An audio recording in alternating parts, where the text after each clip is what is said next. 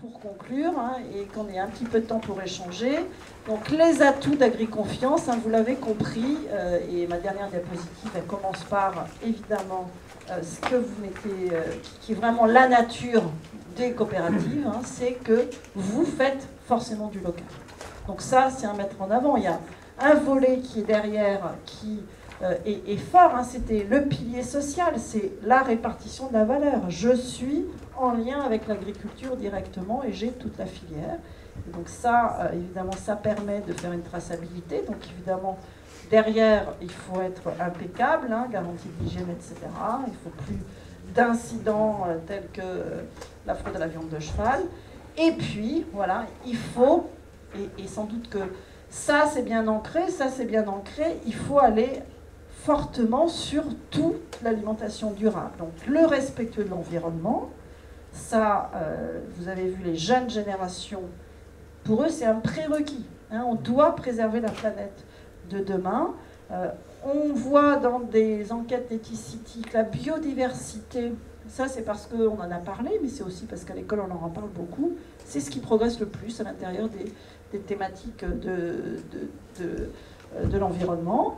Et dans ce qu'il va falloir faire, c'est vraiment cette notion de, pour moi il y a vraiment une notion de résultat, c'est sur la nutrition, vous l'avez vu, les plus jeunes en ont besoin, c'est que le bio c'est que du moyen, il n'y a pas de résultat derrière. On n'a jamais prouvé que c'est mieux pour la santé, on n'a jamais prouvé que, voilà, même en termes écologiques, si je fais toute la chaîne, la CV, c'est mieux pour la planète. Donc c'est ce que tout à l'heure Rachel vous a dit, il va falloir pouvoir faire des mesures et montrer.